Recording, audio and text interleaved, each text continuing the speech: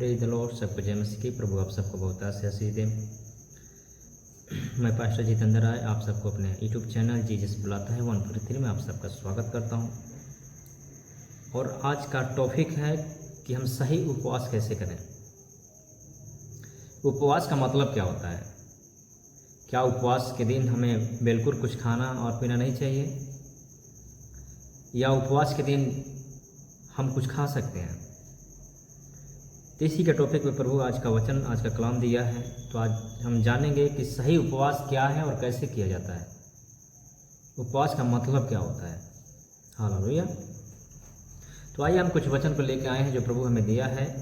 तो आप सबके बीच में उस वचन को रखने जा रहे हैं, और जितने लोग विश्वास के साथ इस वचन को सुनेंगे और देखेंगे इस वीडियो को, तो सच में वो जानने पाएंगे। इस वीडियो को स्किप मत करिएगा, लास्ट तक देखिएगा, तभी आप लोग को समझ में आएगा। और लास्ट में कुछ इम्पोर्टेंट बातें आप लोग को बताएंगे जो जानना बहुत ही ज़रूरी होता है। तो कुछ बातें ऐसी हैं जो हमें जानना बहुत ही ज़रूरी होता है। वो पॉइंट मैं आप लोग को लास्ट में बताऊंगा। इस वीडियो को स्किप ना करें। अगर आप लोग इस चैनल पर नए हैं तो इस चैनल को सब्सक्राइब करें, लाइक करें, और वीडियो को ज़्यादा से ज़्यादा शेयर करें ताकि ज़्यादा से ज़्यादा लोगों तक पहुँचे और सच में लोग जान पाएँ कि सही उपवास क्या है, सही तरीके से उपवास क्या है, किस तरह में उपवास करना चाहिए। उपवास के समय हमें कुछ खाना चाहिए या पीना चाहिए कि नहीं खाना पीना चाहिए। उपवास का मतलब क्या होता है कि हम उपवास रहते हैं तो केवल हमें अपने भूख को मारना होता है और कुछ खाना भी होता है। तो उसी के टॉपिक पर प्रभु का आज वचन दिया है। तो आइए हम वचन में चलते हैं। तब वचन में जाने से पहले आप लोग के लिए मैं थोड़ा सा दुआ करता हूँ कि सच में ये वचन आप लोग देखें और सुने और आप लोग के जीवन में प्रभु काम करे। तो आइए हम दुआ करते हैं। हे परम प्रधान परमेश्वर, यहोवा परमेश्वर पिता, मैं आपका लाख लाख धन्यवाद करता हूँ मेरे प्रभु। मैं तेरा दास एक बार फिर से तेरे सम्मुख आया हूँ, तेरे जीवित हुजूरी में उपस्थित हुआ हूँ। मेरे प्रभु हमारे प्रार्थनाओं पर विशेष ध्यान दें, कान लगाएं। और मेरे खुदा बाप जितने लोग इस वचन को देख रहे हैं, सुन रहे हैं, और सच में मेरे पिता जितने लोग इस वीडियो को शेयर कर रहे हैं, आज से उनके जीवन से हर एक बंधन टूटने पाया। सच में मेरे पिता उन सबकी आत्मिक आंखें खुल जाएं, जो सही में मेरे प्रभु लोग जान पाएँ कि सही उपवास क्या है। और मेरे पिता ये लोग जान के और तेरे उपवास करें और सच में तू उनके जीवन में कार्य करे। यीशु का नाम से मांगते हैं, आमीन आमीन। तो आइए हम कुछ वचन को देखते हैं कि हमें उपवास प्रार्थना करना है, उपवास करना चाहिए। तो उसमें करना क्या होता है। और सच में है, जब हम उपवास रहते हैं तो निराजल रहना चाहिए, कि कुछ खाना भी चाहिए, कुछ पीना भी चाहिए। तो मैं आप लोग को बता दूं कि हम उपवास जब करते हैं तो केवल अपने भूख को मारना नहीं होता है। उपवास का मतलब ये नहीं है कि हम बिल्कुल कुछ न खाएं, कुछ न पिएं। उपवास का मतलब ये होता है कि हम अपने आप को दीन बनाएं। तो आइए हम वचन से देखते हैं। मरकुस 2 उसका 20 वचन जब हम पढ़ेंगे तो सच में उपवास का जिक्र बाइबल में हर जगह हुआ है। क्यों उपवास क्यों रखा जाता है?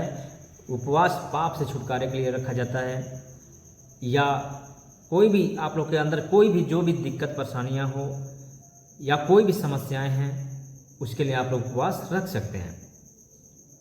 उपवास रखने का सही तरीका क्या होता है? तो आइए हमें कुछ वचन से देखते हैं।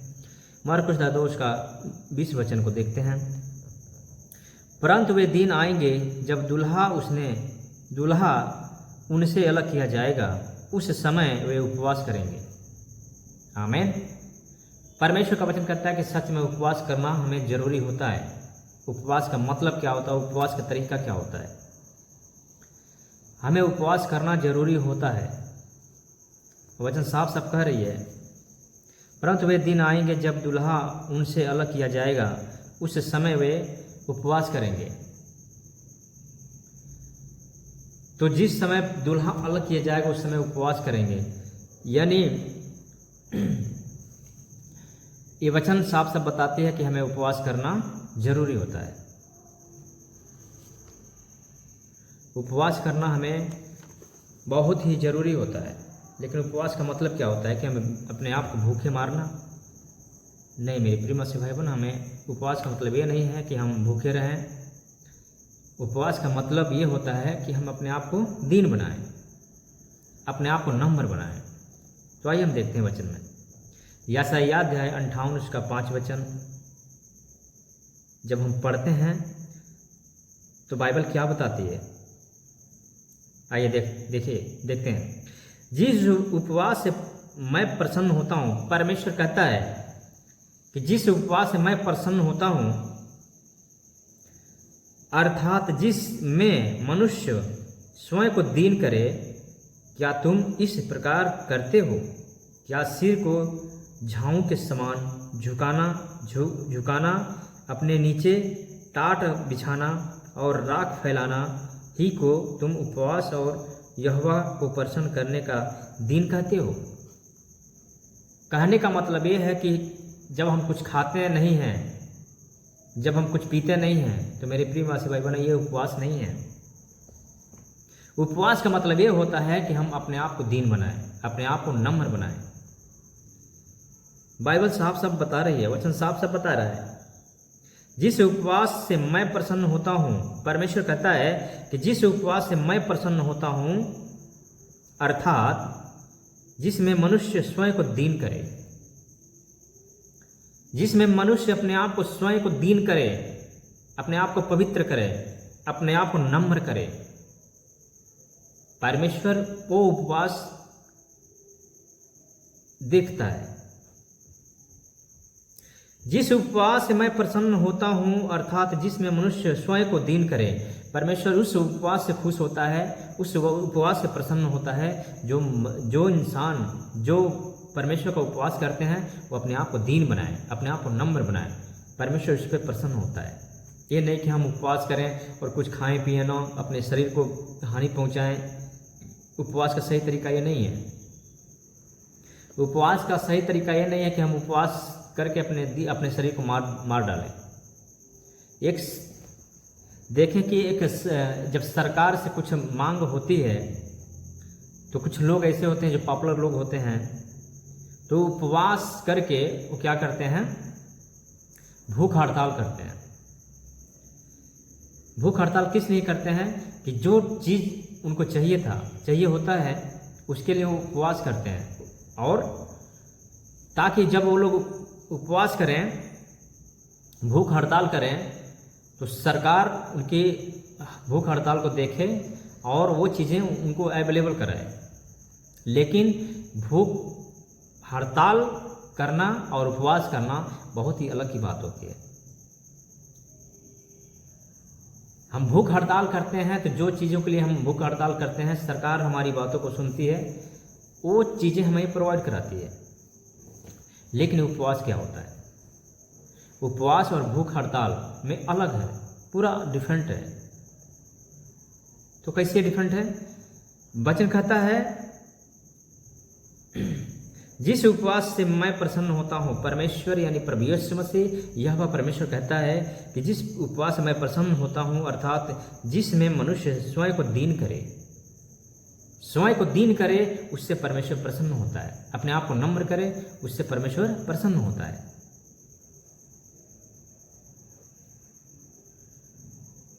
मत्ती के 4 में जब देखते हैं तो परमेश्वर प्रभु यीशु मसीह भी 40 दिन का उपवास रखा। उसने भी नहीं कुछ खाया, कुछ भी नहीं खाया पिया। आइए हम देखते हैं कुछ वचन से। मत्ती अध्याय 4 उसका पहला वचन से जब देखते हैं तो इस प्रकार हमें बताती है, बाइबल क्या बताती है, आइए देखते हैं। तब यह आत्मा यीशु को जंगल में ले गया ताकि इब्लीस से उसकी परीक्षा हो। तब आत्मा उसको जंगल में ले गया ताकि इब्लीस शैतान से उनकी परीक्षा हो। वह 40 दिन और 40 रात निरंहार रहा, तब उसे भूख लगी। 40 दिन और 40 रात परमेश्वर उपवास में रहा, तब उसको भूख लगी। तब परखने वाले ने पास आकर उससे कहा, यदि तू परमेश्वर का पुत्र है तो कह दे कि ये पत्थर रोटियां बन जाए। यीशु ने उत्तर दिया, लिखा है, मनुष्य केवल रोटी ही से नहीं परंतु हर एक वचन से जो परमेश्वर के मुख से निकलता है जीवित रहेगा। परमेश्वर 40 दिन और 40 रात कुछ भी नहीं खाया, केवल प्रार्थना करता रहा, वचनों को पढ़ता रहा और उनकी आज्ञाओं को मानता रहा। तो उनको क्या क्या हुआ? ये वचन से उनको पेट भरता रहा। तो मेरे प्रिय से भाई बहनों, हमें ये जरूरी नहीं है कि हम उपवास में रहें तो कुछ न खाएं, कुछ न पिएं। हमें ये जरूरी होता है कि जब हम उपवास में रहें तो उपवास के समय ज़्यादा करके हमें प्रभु की संगति में बिताना है, प्रभु के साथ में बिताना है, वचनों में बिताना है, प्रार्थना में बिताना है। ये जरूरी नहीं है कि हम कुछ खाएं, कुछ न पिएं। ये जरूरी होता है कि हम अपने आप को नम्र करें, अपने आप को दीन करें। उपवास का मतलब ये होता है। आज से हमें अपने आप को, जब हम उपवास रखें तो अकेले में, परमेश्वर अकेले में प्रार्थना किया करता था। 40 दिन और 40 रात क्या किया? किसी के साथ में नहीं रहा, वो अकेले में जाके प्रार्थना किया करता था और परमेश्वर उन पे खुश हुआ और उनको क्या हुआ? वचन से उनको पेट भरता रहा, वचन से उनका पेट भरता रहा। तो मेरे प्रिय मसीह भाई बहनों, हमें कुछ खाने की जरूरत नहीं है, या है भी। इससे मतलब नहीं है कि हम उपवास हैं, अपने आप को, अपने शरीर को हम उपवास करके मार रहे हैं। उसका मतलब ये नहीं है कि हम हमेशा उपवास रखें और बिल्कुल कुछ न खाएं, कुछ न पिएं। हमें ये मतलब है कि हमें अपने आप को नम्र बनाएं, अपने आप को दीन बनाएं, तो परमेश्वर खुश होता है, परमेश्वर प्रसन्न होता है। जैसे कि प्रभु यीशु मसीह 40 दिन और 40 रात उपवास रखे, कुछ भी नहीं खाए, वचन को खाते रहे, वचन को पढ़ते गए, प्रार्थना करते गए और वचन जो है उनके पेट भरता गया। हालेलुया। तो सही उपवास ये है कि हम अपने शरीर को कष्ट ना दें। और बहुत सारे लोगों का ये सवाल उठता है कि क्या हम उपवास में हम कब खाएं और कब ना खाएं। तो मैं आप लोग को बताना चाहूँगा कि अगर कोई दुख में है, बीमारी में है या कोई परेशानी में है, तो वो पानी पी सकता है। अगर कोई दुख में है, बीमारी में है, उपवास करना चाहता है तो उपवास करे, उसमें कोई डाउट नहीं, वो उपवास करे। लेकिन जब वो दुख में है, परेशानी में है, कष्ट में है, तो पानी पी सकता है। हालेलुया। वो पानी पी सकता है।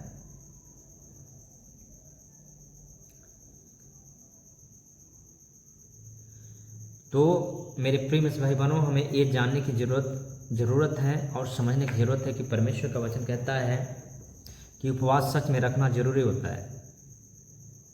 लेकिन उपवास का मतलब ये नहीं है कि बिल्कुल हम कुछ न खाएं, कुछ न पिएं, तो उससे परमेश्वर खुश नहीं होता है। परमेश्वर कब खुश होता है? जब हम अपने आप को दीन बनाते हैं, अपने आप को नम्र बनते हैं, अपने आप को पवित्र बनते हैं, तब परमेश्वर खुश होता है, तब वो प्रसन्न होता है। आइए अगला वचन देखते हैं। यशायाह अध्याय 58 उसका 3 से लेकर 10 वचन तक देखेंगे। वे कहते हैं, क्या कारण है कि हमने तो उपवास रखा परंतु तूने उसकी सुधि नहीं ली, हमने दुख उठाया परंतु तूने कुछ ध्यान नहीं दिया।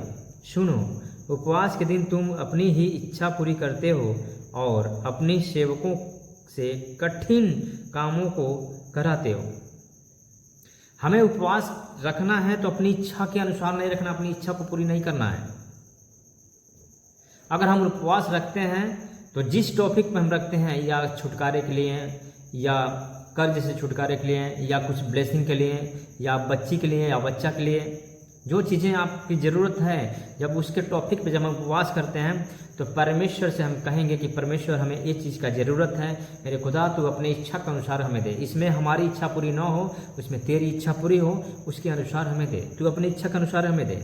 तो परमेश्वर कहता है, तब परमेश्वर हमारी प्रार्थनाओं को सुनता है और वो चीज़ें हमारे जीवन में अवेलेबल कराता है। और बहुत सारे लोगों का ऐसे उपवास होता है कि हम आज करें और हमें तत्काल मिल जाए। तो खुदा हमारा परमेश्वर जो है तत्काल ऑन द स्पॉट काम करने वाला नहीं है। वे कहते हैं, क्या कारण है कि हमने तो उपवास रखा परंतु तूने इसकी सुधि नहीं ली। हम उपवास तो रखते हैं लेकिन अपनी इच्छा को पूरा करते हैं। हमने दुख उठाया परंतु तूने ध्यान नहीं दिया। हम दुख भी उठाते हैं परंतु प्रभु ध्यान नहीं देता है। क्यों नहीं देता है, आगे देखेंगे। सुनो, उपवास के दिन तुम अपनी ही इच्छा पूरी करते हो। अपनी ही इच्छा पूरी करते हो, उपवास के दिन अपनी इच्छा पूरी करते हो। इसके लिए परमेश्वर आपकी प्रार्थनाओं को, आपके उपवास को कबूल नहीं करता है, सुनता ही नहीं है। और अपने सेवकों से कठिन कामों को कराते हो। सुनो, तुम्हारे उपवास का फल यह होता है कि तुम आपस में लड़ते और झगड़ते और दुष्टता से घूसे मारते हो। जैसा उपवास तुम आजकल रखते हो उससे तुम्हारी प्रार्थना ऊपर नहीं सुनाई देगी। जब हम उपवास के दिन अपनी इच्छाओं को पूरी करते हैं, अपनी इच्छा को देखते हैं कि हमें ये चीज़ चाहिए, हमें वो चीज़ चाहिए, हमें मिल जाए, हमें ये चीज़ मिल जाए, तो वो प्रार्थना जो है परमेश्वर नहीं सुनता है। जब एक दूसरे से लड़ाई करते हैं, एक दूसरे को कोसते हैं, ये हमारी प्रार्थना, उपवास प्रार्थना ऊपर नहीं जाती है। जिस उपवास से मैं प्रसन्न होता हूँ, अर्थात जिसमें मनुष्य को दीन करे, क्या तुम इस प्रकार करते हो?